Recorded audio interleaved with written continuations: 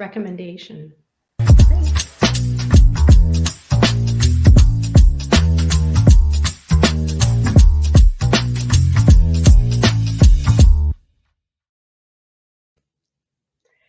Welcome to Gracefully Graying Livestream. Gracefully Graying is a startup to connect you to resources and information about growing older and for assisting your loved ones. We provide articles, interviews, checklists, and other tips to create a productive and vibrant life.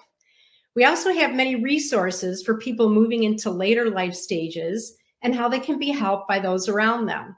You can find us on gracefullygraying.com and social media platforms. So now enjoy the live stream Gracefully Graying show. Hi, and welcome everyone to Gracefully Graying Facebook Live. Today we welcome Melissa Oleshansky, who is with the Rochester Center for Behavioral Medicine.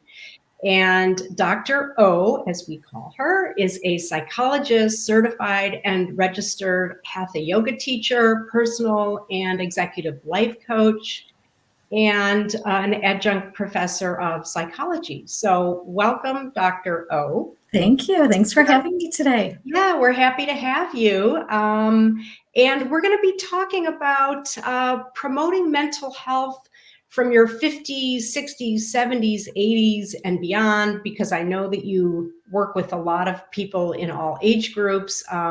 So at Gracefully Graying, that's what we're going to focus on.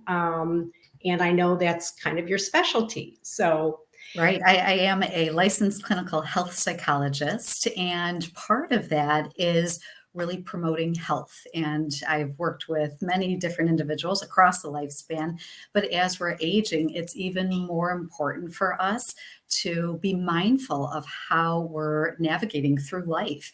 And if we have a mindset of health and wellness, there's a high probability we're going to live a long, great life. Right, right. So as you are also a certified yoga instructor, which is fantastic. First of all, how long have you been doing that? So I've been doing that for over 20 years now. Oh. When I was on my path in psychology, and I really kind of formulated this awareness of health and wellness and working on health psychology, I was thinking, how can I also incorporate mindfulness and embodiment practices? And so I was actually practicing yoga on my own, and then kind of fell in love with yoga and knew the health benefits of it, the mind and body health benefits of it. So I wanted to see how I can marry both the yoga philosophies with clinical health practices. And so I became a certified hatha yoga teacher over 20 years ago and been teaching ever since, in addition to doing clinical work. And in the clinical practice, when I work with people on mental health, we talk about also physical health, because, the only way for us to have health, a mindful, healthy wellness is to take care of our inner being. And when the body is healthy, the mind is healthy. And then I'll also say when the mind is feeling balanced and well, most likely we're going to have better functioning of the body.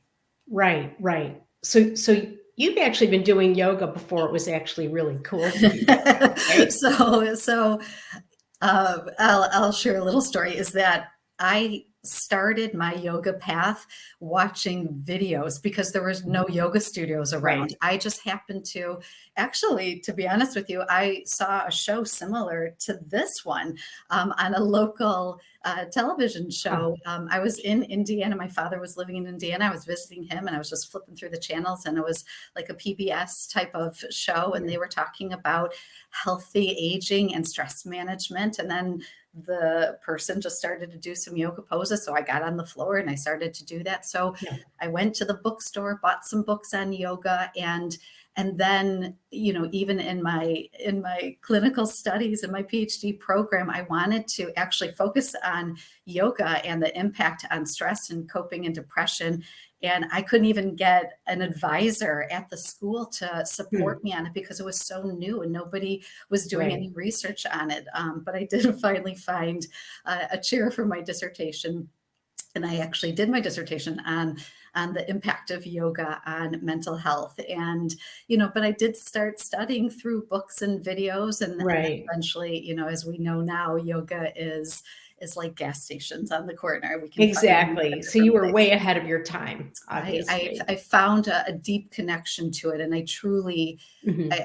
I truly believe that it is the way that we Mhm. should be living. And if we really think about what yoga means to yoke and to connect. So connect the mind and the body. And so when we think about a healthy mind, a healthy body, we feel more balanced. When we're more balanced, everything is better regulated. Our stress hormones, Yeah. our cardiovascular system, our endocrine system, and just that those are the things that we need as we're aging 50, 60, 70, 80. Right, right. And, really any form of exercise is going to do that for you.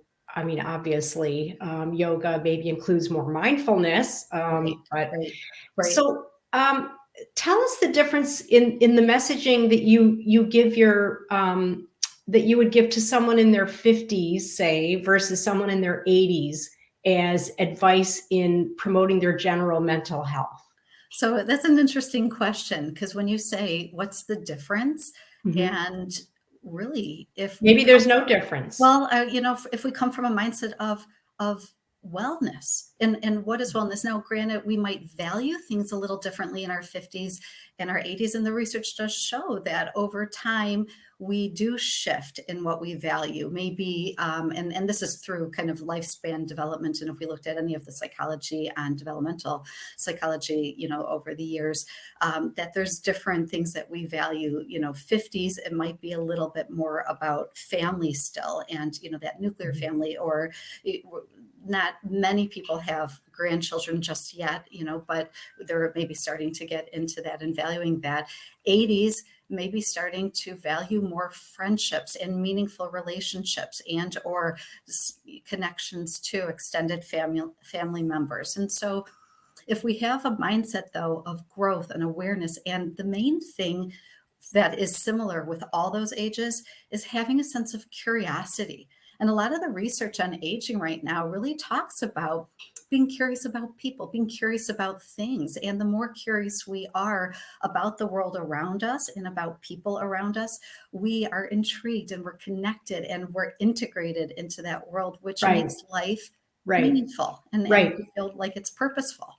Yeah, and that's interesting because that gets into people's personalities too. If Mhm. you're more of an introvert, that may be more difficult for you to make connections or make new connections or new friends.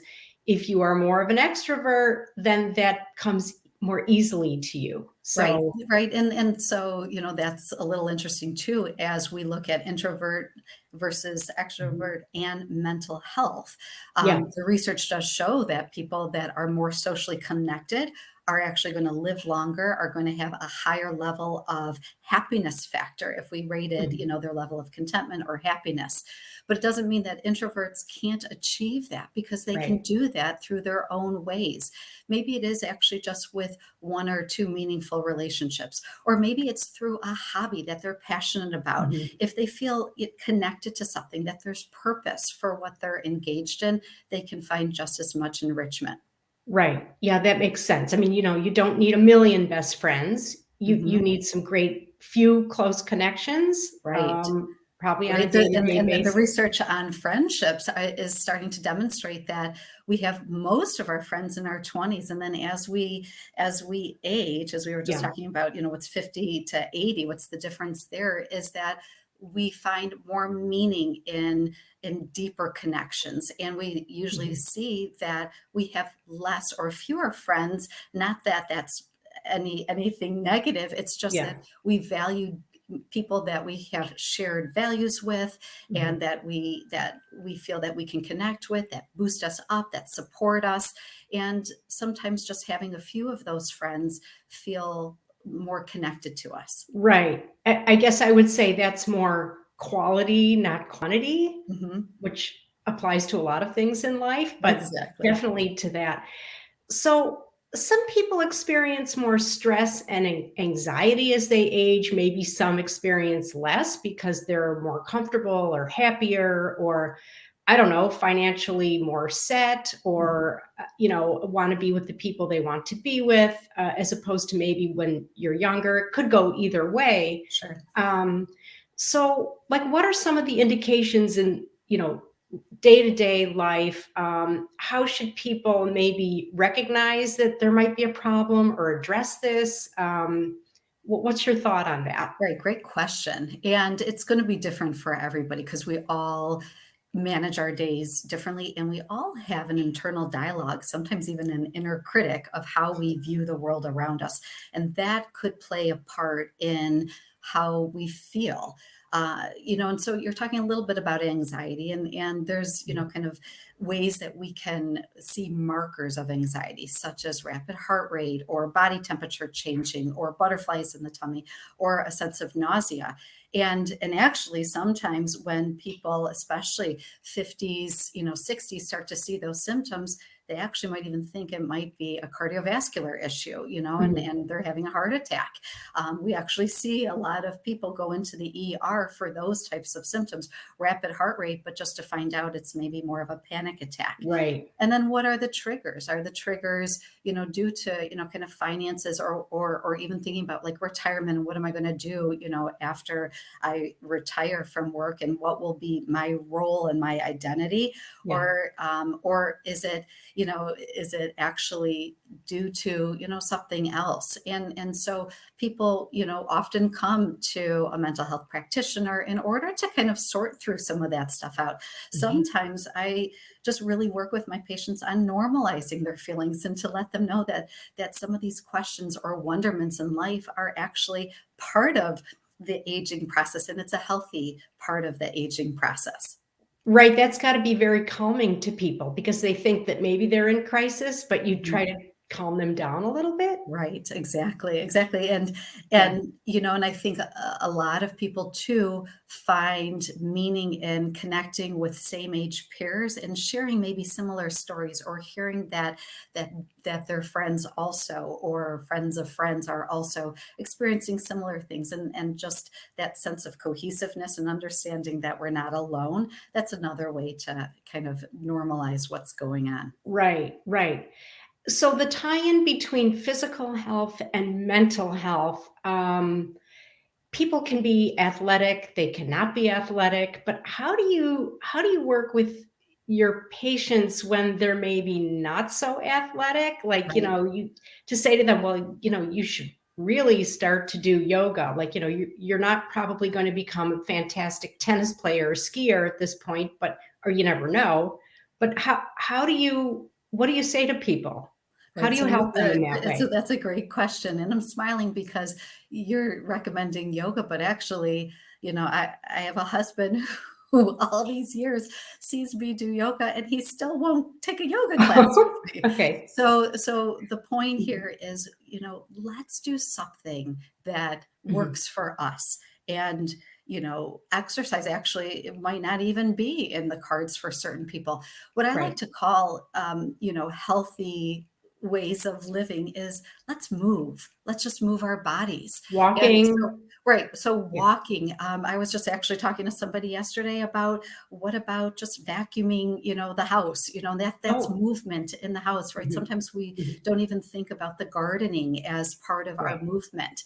Right. And exercise also, we were just talking about physical stuff, but there's also mental exercise, Mhm. such as deep breathing strategies, or even art, right? Mhm. Adult coloring books Mhm. can be really meditative because it's rhythmic Yeah. movements, and also even looking at the colors can be really stimulating for the Right. brain. And a But sense of accomplishment, like you're yeah, making something, you're right. finishing it, Right, exactly, you exactly. know.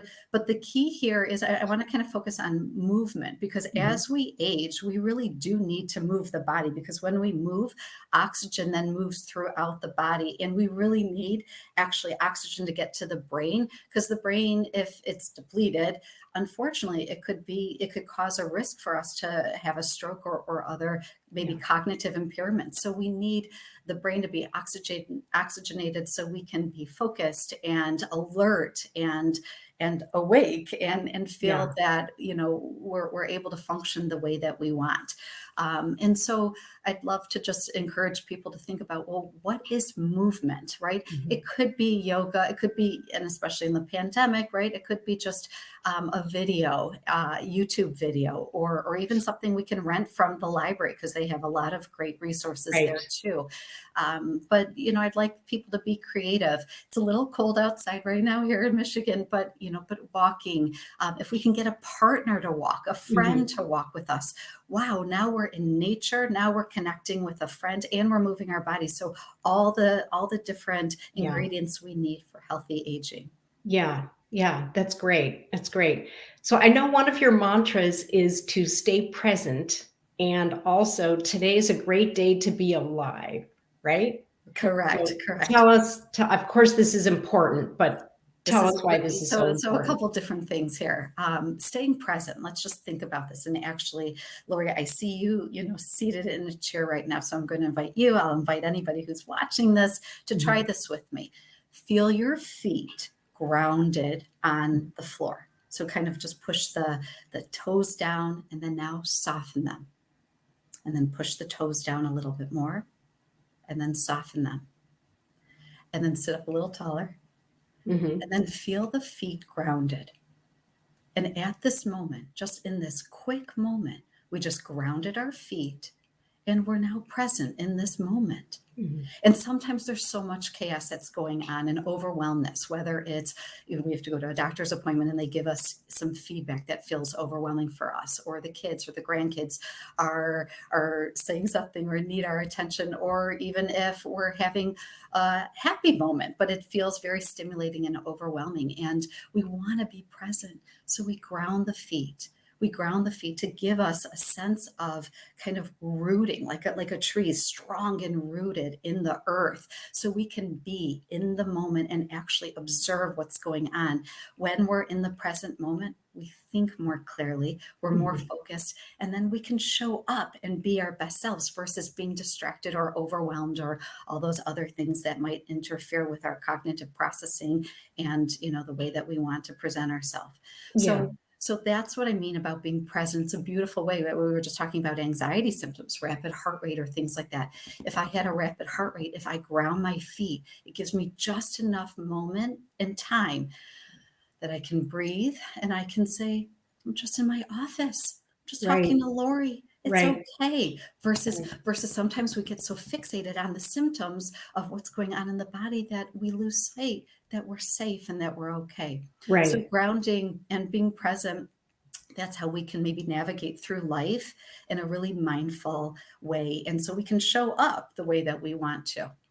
And Yeah. then today's a great day to be alive is Mhm. one of the best mantras I was ever taught. And I was taught when I was in seventh grade. Mhm. And part of that was in seventh grade, my dad was 38 years old and he had his first heart attack. And Yeah. by age 40, he had 3 other heart attacks and triple bypass surgery. Wow. So I was a young person with my dad having these health problems, and I was really overwhelmed with his health and wellness Mhm. and trying to, kind of cope with, this chronic disease. When he had his triple bypass at that time, that was almost 40 years ago, they told him he only had 10 years to live, Wow. because that's with the way that medicine was working. The surgery was only good for about 10 years. So after the surgery, my parents were divorced at that time, and my dad would call me every day, and every day he'd say, "Today's a great day to be alive." And Yeah. he had this mindset every day. He called me and he Right. said this. So then on the 10th year anniversary, he calls me and he says, "I'm alive. Today's a great day to be alive." Yeah. And still to this day, and I can say he's still doing great. Really. And a lot of it, and I know it, and we've talked about this so many times, it's because he had an intention of living his Mhm. life. He Mhm. wasn't going to let a 10-year, kind of time marker, Mhm. stop him, and having a mantra of today's a great day. He Mhm. perceived the world in such a bright way. And as I shared with you, my parents were divorced. He actually decided to leave Michigan, go live in Florida, and just explore. And so every time I'd go visit him on my school breaks and holidays, Yeah. we would just go on adventures. He just had this zest for life. He's like, "Where do you want to go? What do you want to do?" Oh, At that nice. time, we didn't have GPS or kind of phone Right. electronics, and so we would take out the paper map, and I would go like this Yeah. and put my finger, where in Florida would we Mhm. go travel? But having that Mhm. interest of today's a great day, being mindful, having an intention, a conscious intention Mhm. or awareness of how we want to present ourselves that day, that Mhm. keeps the mind clear and focused. It keeps the body calm and relaxed. And, as I've seen with my dad, but also now many decades of research shows that that can really help reduce blood pressure, improve cardiovascular health, improve overall health. And I'm going to knock on some wood. Right, He's right. doing great. And I really do try to promote everybody. I do it in the yoga studio when I Mhm. teach. I do it with my clinics or my clinical practice with my patients. That if we have a positive, mindset, if we set an intention for what we're going to do for that day, for that moment, for that activity, most likely we're going to show up and enjoy ourselves. Right, right. It's that great attitude, and yeah. Tell us quickly, what is the mind body program at RCBM, At the Rochester Rochester Center for Center for Behavioral Behavioral Medicine? Medicine, yeah, in Rochester Hills, and actually, most of our work is all virtual now, so we're really, kind of Right. expanding mind body health to all of Michigan. Mhm. And the mind body program is an integrative way that we invite everybody to have optimal health through mental and physical health practices. We have clinical psychologists and social workers Mhm. that work with people on cognitive and behavioral strategies to promote health and wellness, sleep hygiene, Mhm. and then we also have medical nutritionists and registered dietitians that help with diet and making healthy choices with Mhm. kind of nutrition and vitamins and supplements. And we also have prescribers, and we all work integratively. And the prescribers, are there to offer different medicine options as a way for weight management as well as mood management. And we know that the mind and body are interconnected. And so at the clinic, we work integratively as a team to offer Right. the best care that we can. Yeah. Good word. We, we, Integratively. we, Yeah. we Yeah. we take such pride in optimizing health and wellness and promoting, With a team, a whole team. So how do exactly. people get a hold of you? Remind us. Right. So I work at the Rochester Center for Behavioral Health, and so anybody can email me at Oleshansky, Oleshansky at rcbm.net, because everything is virtual and I'm in my home office and Mhm. working remotely. So emails are the best way to contact me.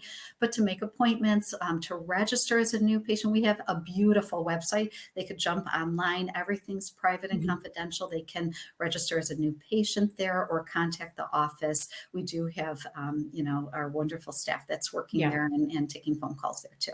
Okay.